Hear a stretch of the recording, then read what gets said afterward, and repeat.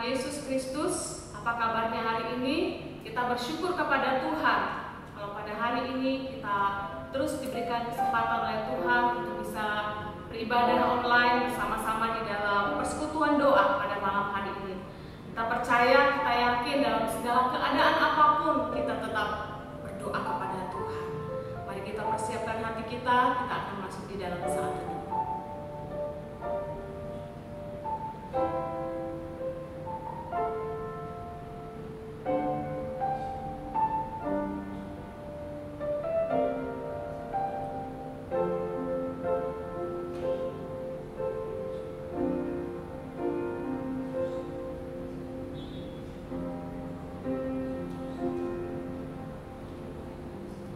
Kita akan bersama-sama menaikkan pujian Indonesia penuh kemuliaan-Mu. Kita akan berdoa untuk bangsa kita. Mari kita persiapkan menaikkan pujian ini. Indonesia bagi kemuliaan.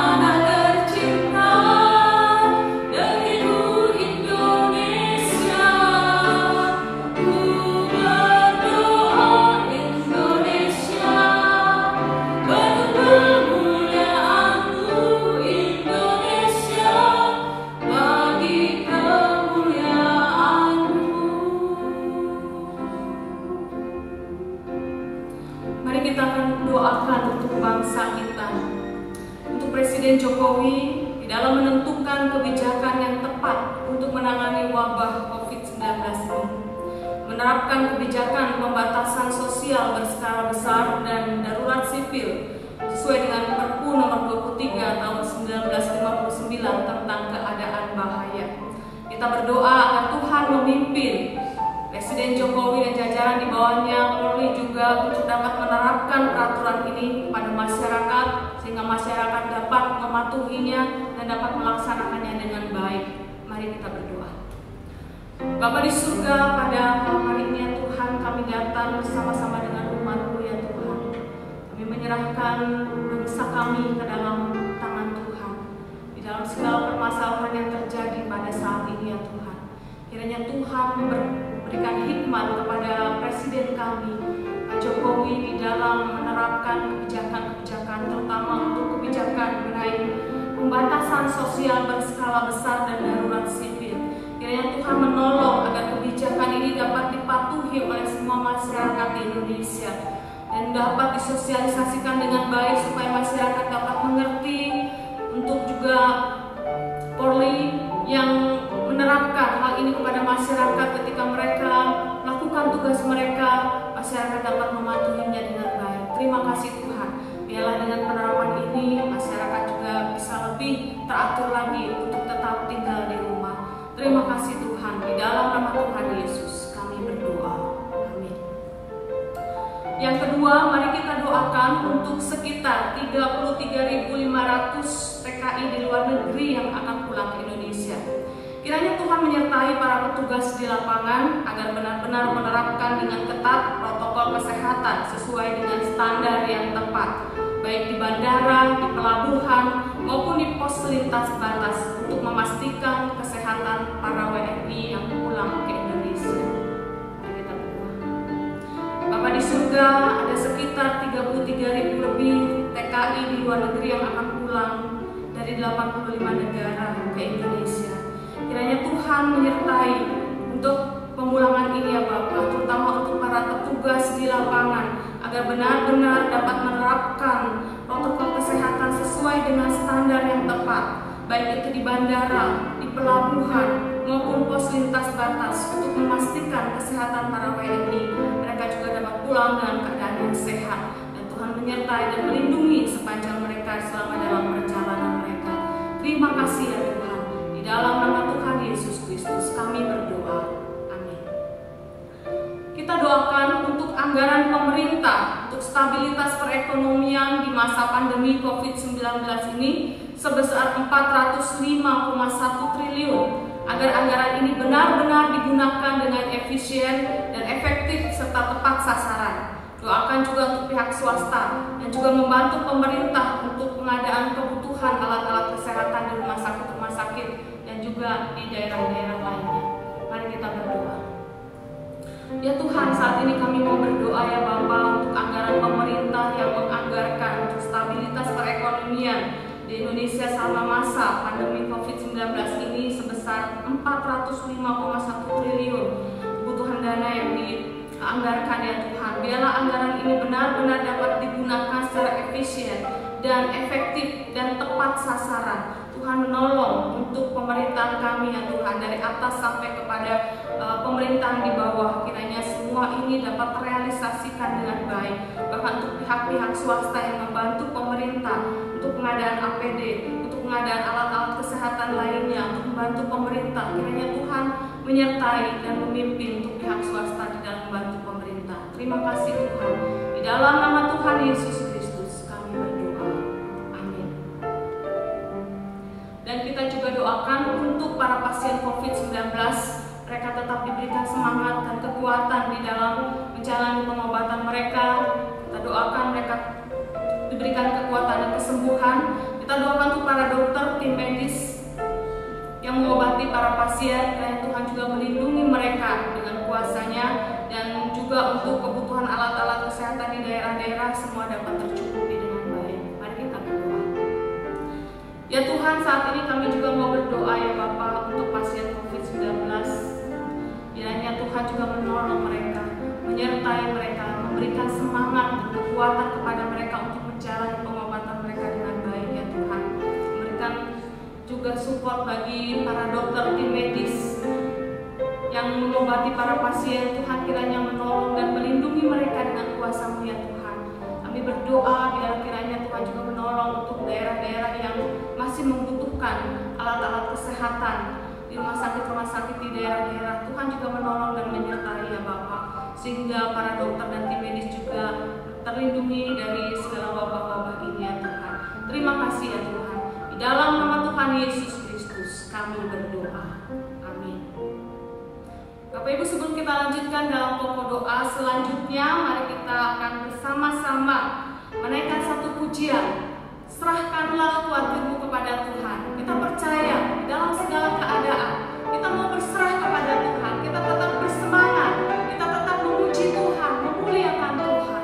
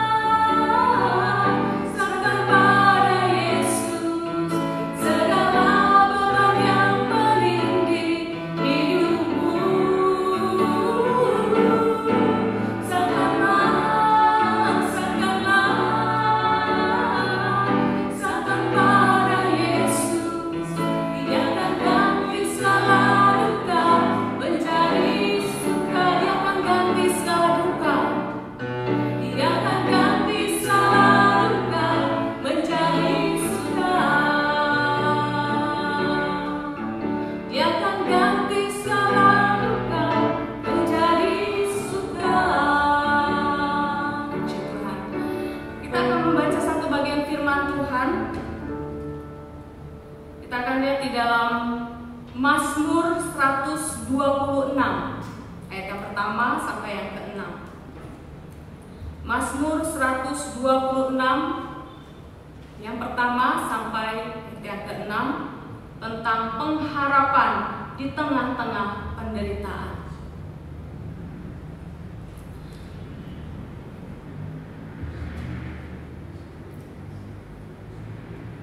Nyanyian ziarah.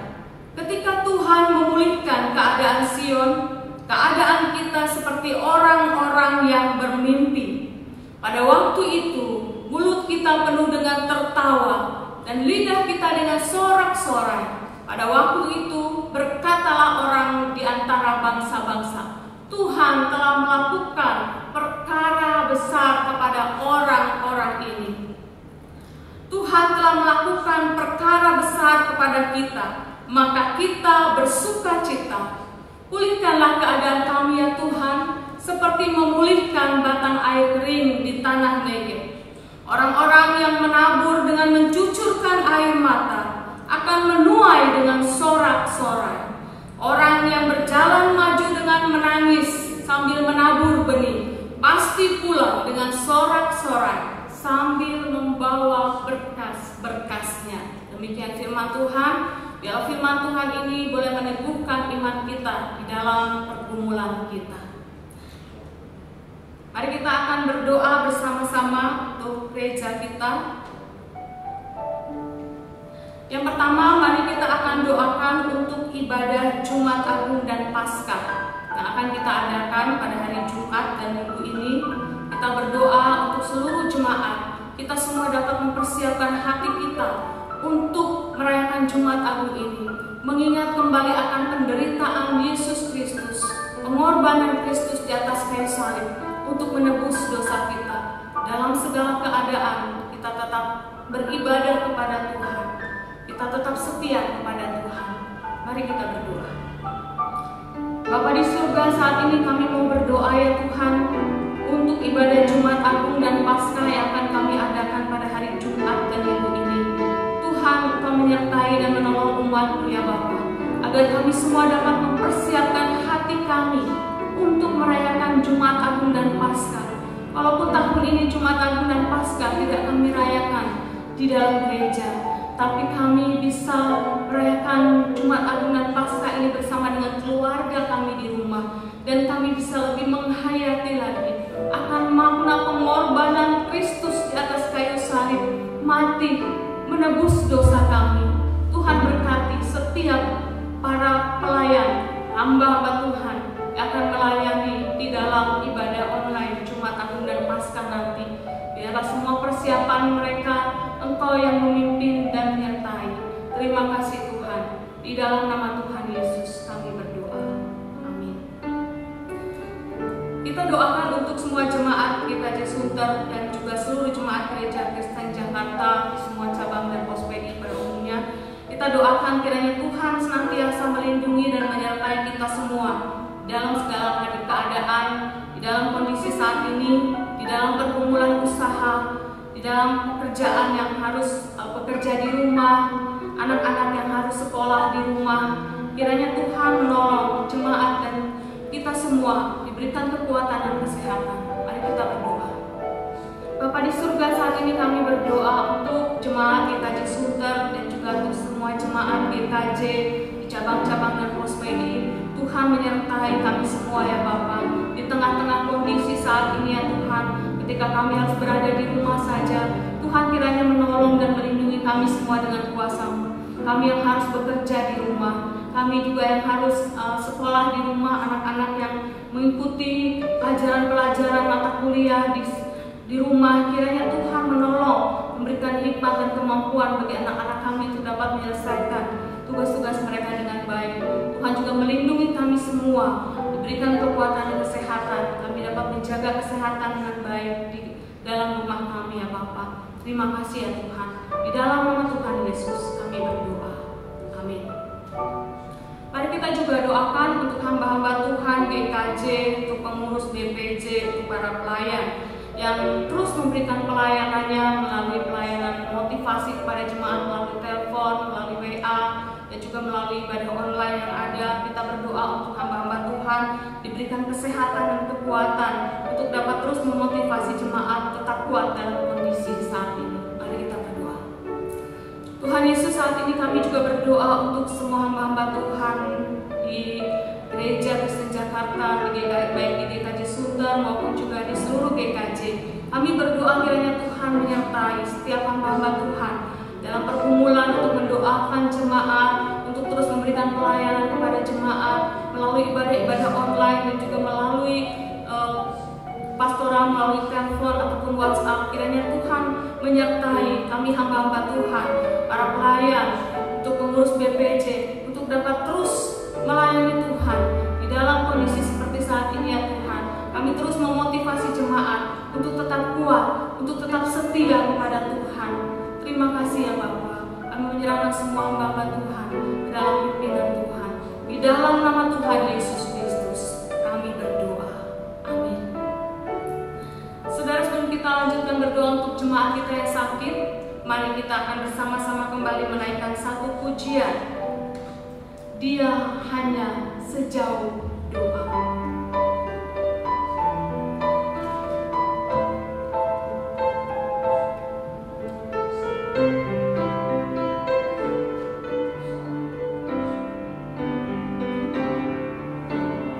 Bila kau rasa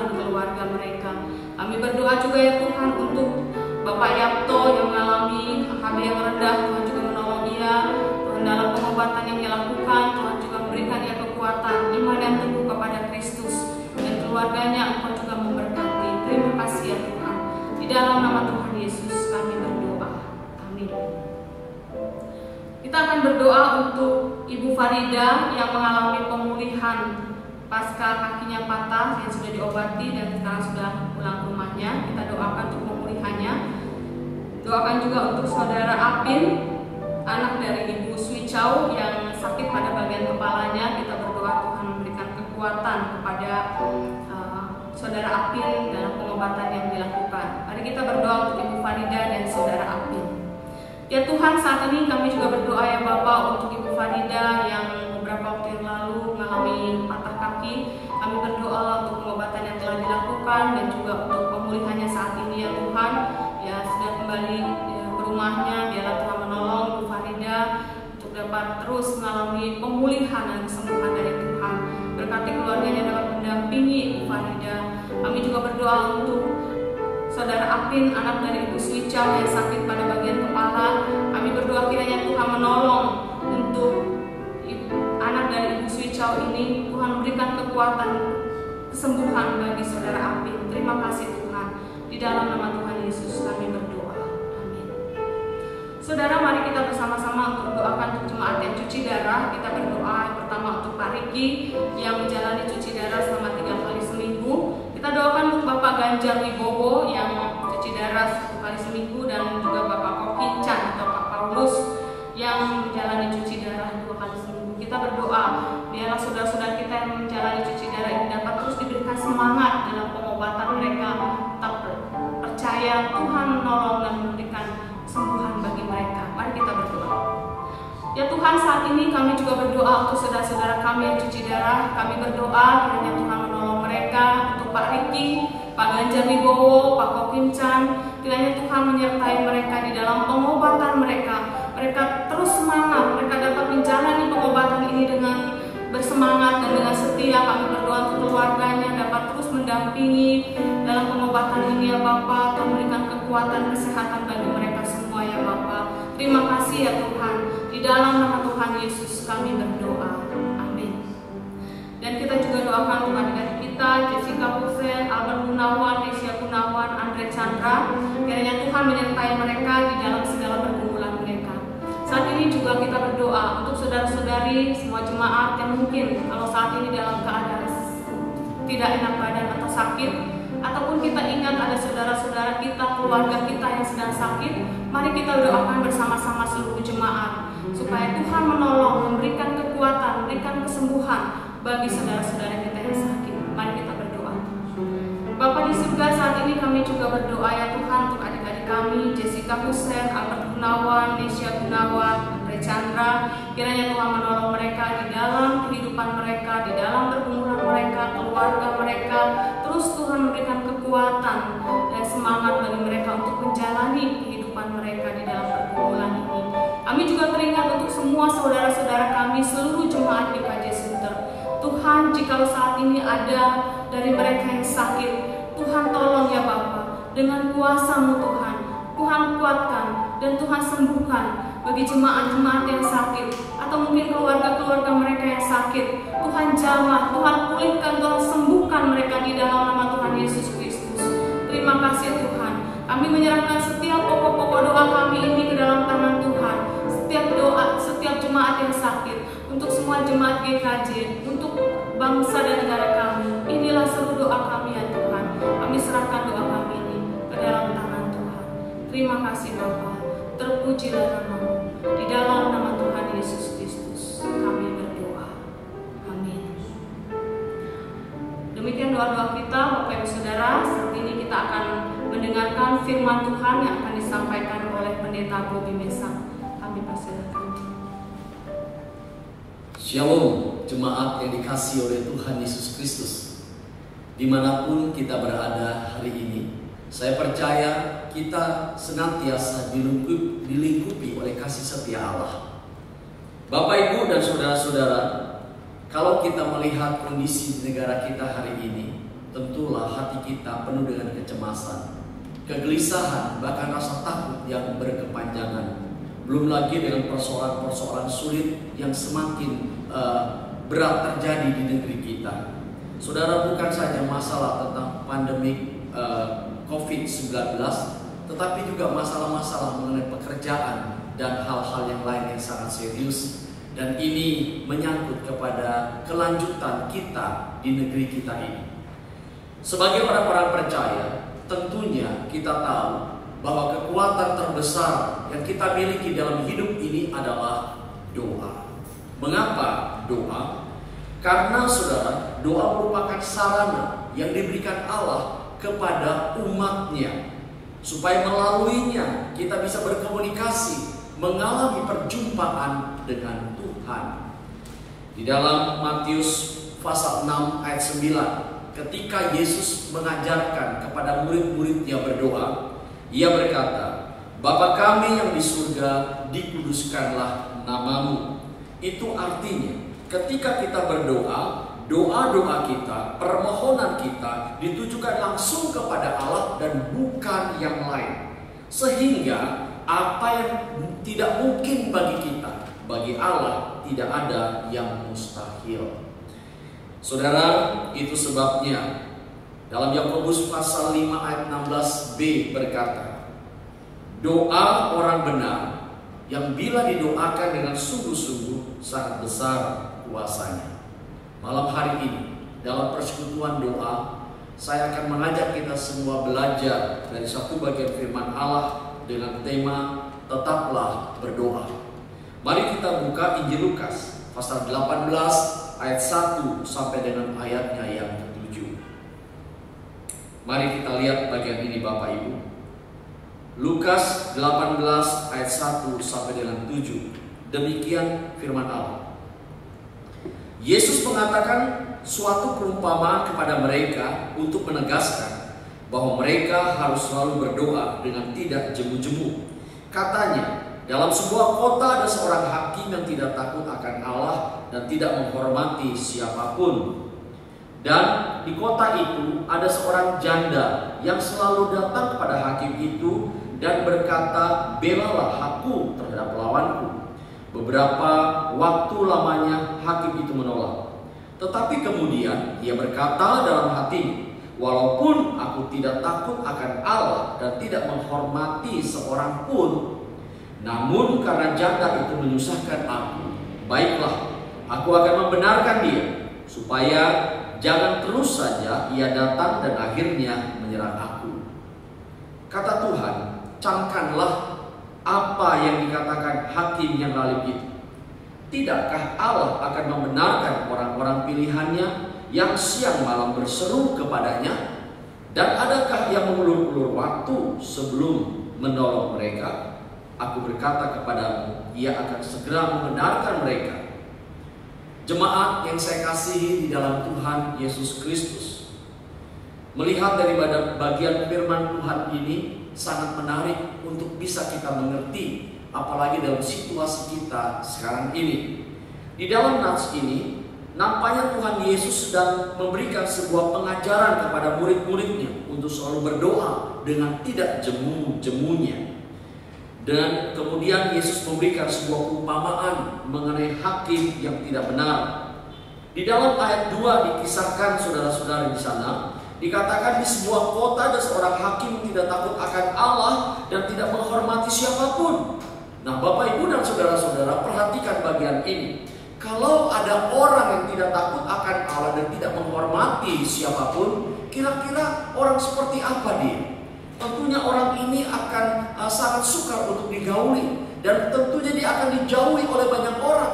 Dan orang seperti ini akan disebut sebagai orang yang sombong dan tinggi hati. Tentunya orang seperti ini tidak akan disukai oleh siapapun. Dan di kota itu ada seorang janda yang selalu datang kepada hakim itu dan meminta untuk dibela perkaranya. Saudara, Alkitab tidak memberitahukan kepada kita lebih daripada itu. Beberapa waktu hakim itu menolaknya. Satu pertanyaan yang muncul dari bagian ayat ini adalah, mengapa hakim itu menolak permintaan sang janda untuk membela dia?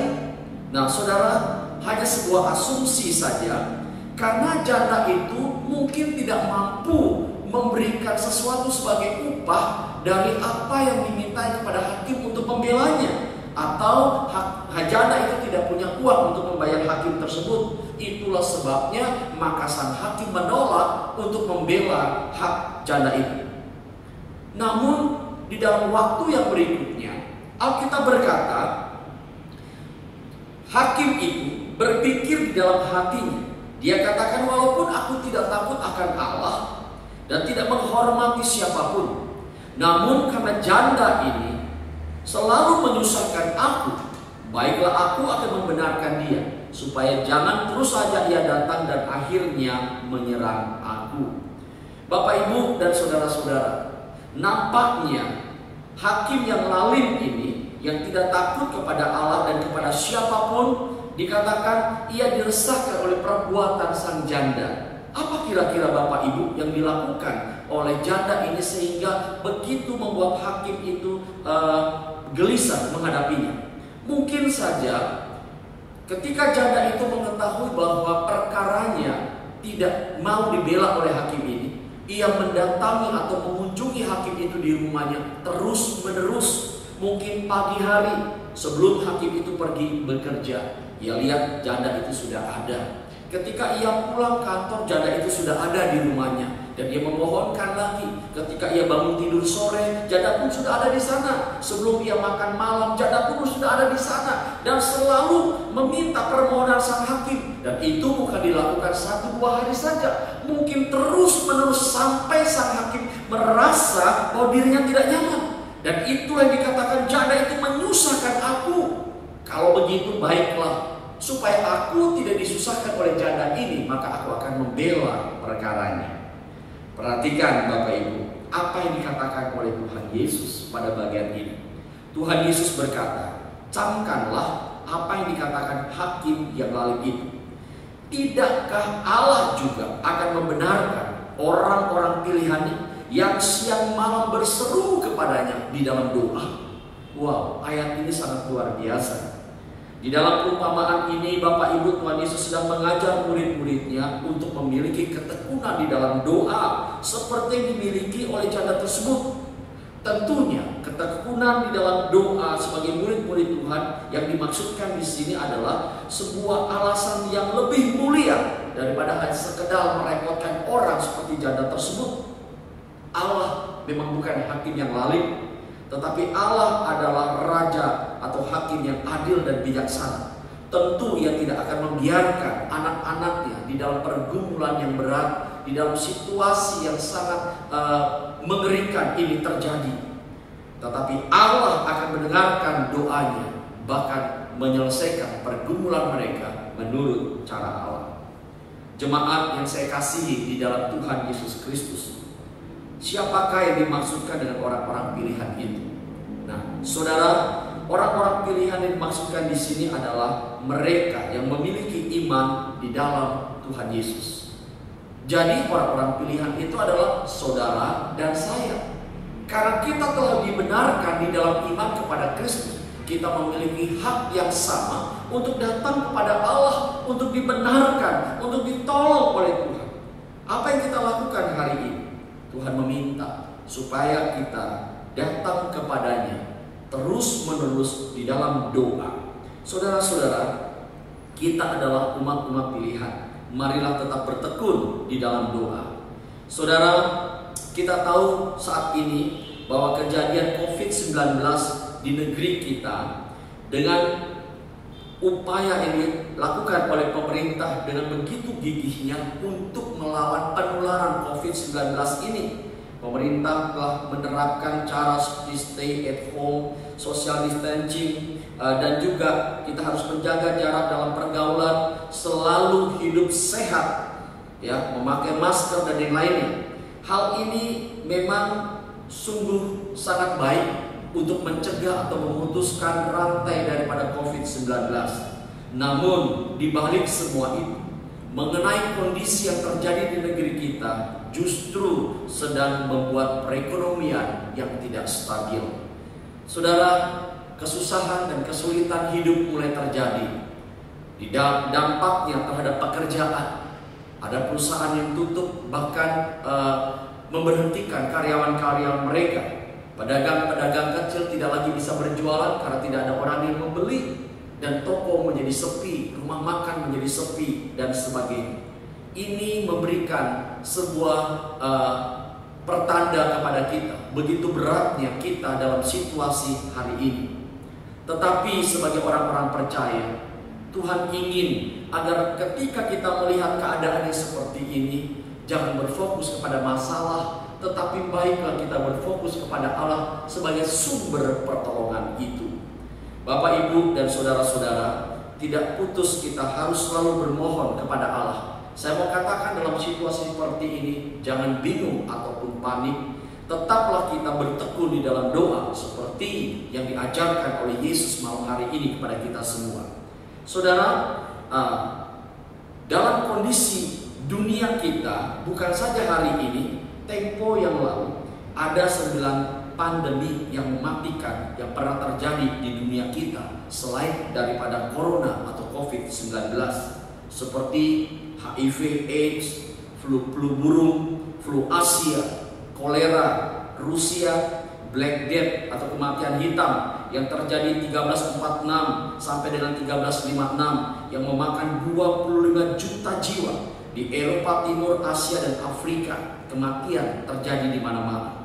Wabah Justinian, ya, wabah Antonin, dan flu burung. Saudara, kita lihat bukan saja hari ini keadaan yang menakutkan itu terjadi, tetapi jauh sebelumnya sudah pernah dialami oleh bangsa-bangsa di dunia ini, termasuk negeri kita Indonesia. Tapi kita percaya semua virus penyakit itu akhirnya dapat terselesaikan karena semua karena kemurahan dan campur tangan Allah saja. Nah, saudara, saya percaya kondisi atau COVID-19 di negara kita ini pasti akan terselesaikan. Sebab itu jangan pernah kita menyerah, tetap hidup dalam kasih karunia Allah. Belajar dari Ratu Esther ketika ia mengetahui Haman sedang merencanakan untuk memusnahkan orang-orang Yahudi yang ada di Puri Susa. Hatinya sangat gelisah. Apa yang harus dia lakukan? Menurut tradisi orang-orang Persia dan Media, kalau raja tidak dipanggil, tidak memanggil permaisurinya untuk menghadap, maka ada hukum yang dikatakan di sana. Ketika permaisuri hadir tanpa seizin raja, ya pasti mati dipenggal kepalanya. Esther sudah beberapa bulan ini memang tidak dipanggil oleh raja, tetapi oleh karena satu keadaan yang sangat serius mengenai bangsanya. Apa yang dilakukan Esther? Dia katakan kepada Mordekai dan semua orang-orang Israel yang ada di wilayah Puri Susa untuk berdoa dan berpuasa selama 3 hari bagi dirinya. Untuk apa, saudara? Supaya ketika dia menghadap raja, raja mengizinkannya sehingga pertolongan itu akan terjadi. Saudara, sesuatu yang sukar difahami, tetapi ketika ia terlibat di dalam pergumulan bersama dengan Tuhan, dan akhirnya permohonan dari Ratu Esther diterima oleh raja, dan singkat cerita, masyarakat Yahudi di benteng Puri Susa diselamatkan. Saudara, kita tahu bahwa doa mempunyai kuasa yang sangat besar. Oleh sebab itu Allah ingin agar kita sungguh-sungguh hidup di dalam doa. Kalau perlu berpuasa. Berpuasa artinya kita merendahkan diri, berdoa dan merendahkan diri. Tidak makan, tidak minum untuk membuktikan keseriusan kita di dalam permohonan kepada Allah. Dan ini yang menjadikan doa kita menjadi doa yang lebih efektif, doa yang lebih fokus kepada Allah. Kita lihat mengenai bangsa Niniwe. Saat Yunus datang ke sana dan menyampaikan KKR-nya, dikatakan, Tuanku Raja, bahwa dosa orang-orang Niniwe sudah naik di hadapan Allah dan Allah menjadi murka. Jika mereka tidak berubah dan berbalik kepada Allah, Allah akan membumi hanguskan kota Niniwe. Ketika raja mendengarkan hal ini, maka teramat takutlah dia. Ia memerintahkan kepada seluruh kerajaannya untuk berpuasa selama 40 hari. Artinya, saudara-saudara, semua ini dilakukan supaya terjadi pertobatan dan restorasi atas bangsanya. Dan Tuhan akhirnya menyelamatkan orang-orang Niniwe. Belajar dari Daniel, ya, ketika ia merasa terancam karena orang-orang pintar yang tidak dapat memberikan penerjemahan arti daripada mimpi Raja Nebukadnezar termasuk dirinya akan binasa. Tetapi ketika dia berdoa bersama-sama dengan temannya memohon pertolongan Allah, disitulah Allah menunjukkan jalan keluar atasnya dan memberikan pengertian kepada Daniel akan mimpi raja dengan memberikan sebuah penglihatan. Dan ketika raja mendengarnya, raja sangat bersuka cita. Akhirnya Daniel dan rekan-rekannya tidak dibinasakan. Bapak, Ibu, dan saudara-saudara, kita tahu bahwa kekuatan orang-orang percaya adalah hanya di dalam doa. Jadi jangan pernah kita berdiam diri di dalam situasi yang seperti ini.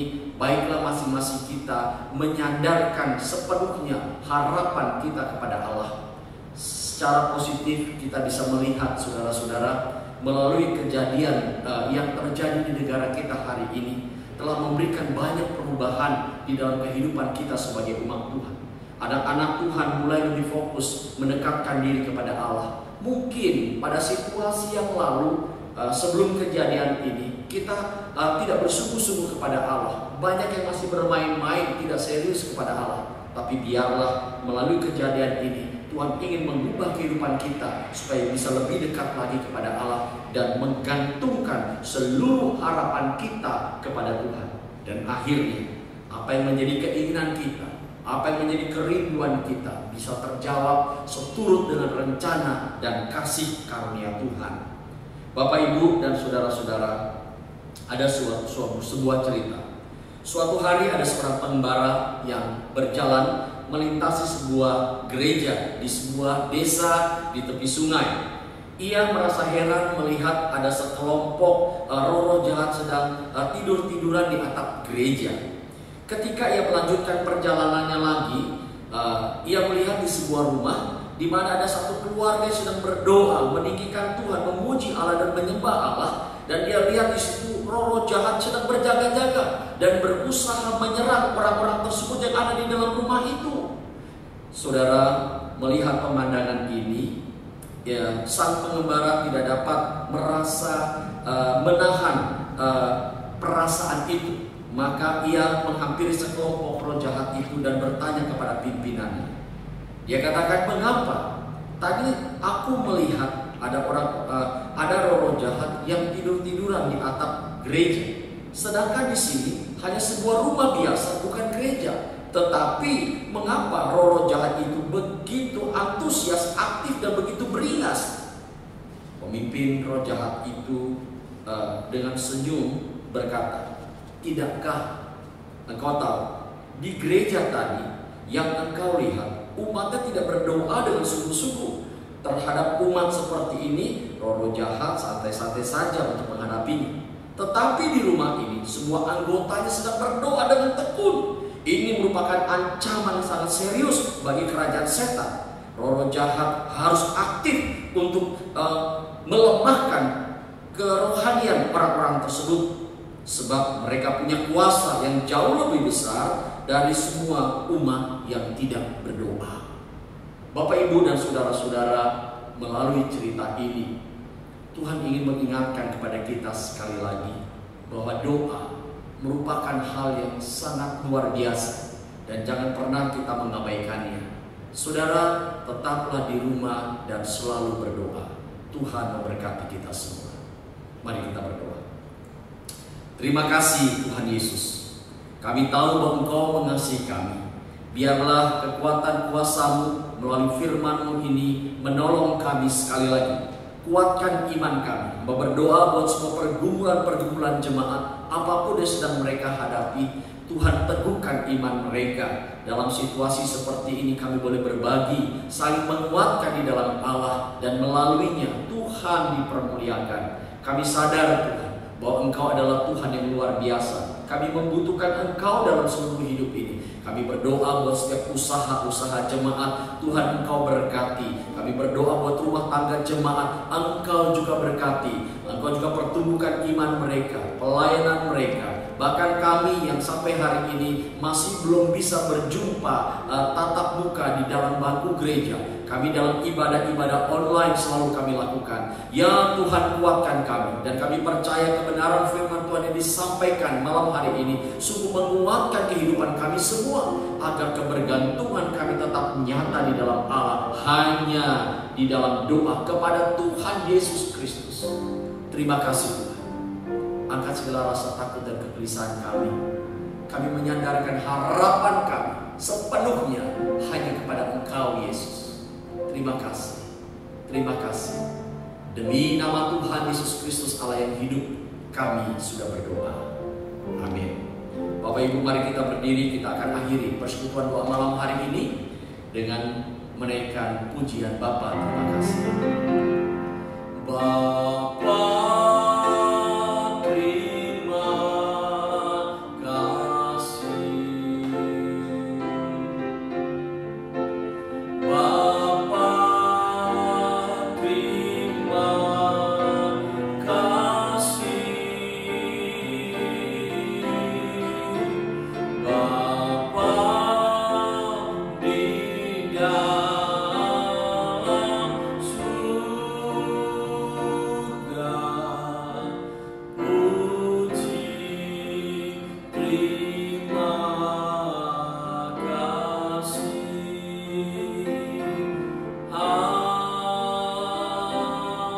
Amin. Mari kita berdoa. Tuhan Yesus, terima kasih untuk semua yang boleh kami dengar. Biarlah anugerah dari Allah yang Maha Tinggi dan damai sejahtera di dalam Kristus, di dalam persekutuan dengan Allah Roh Kudus, menyertai kami sekalian mulai hari ini sampai Tuhan Yesus datang kedua kali. Amin. Silakan duduk. Tuhan Yesus memberkati kita semua.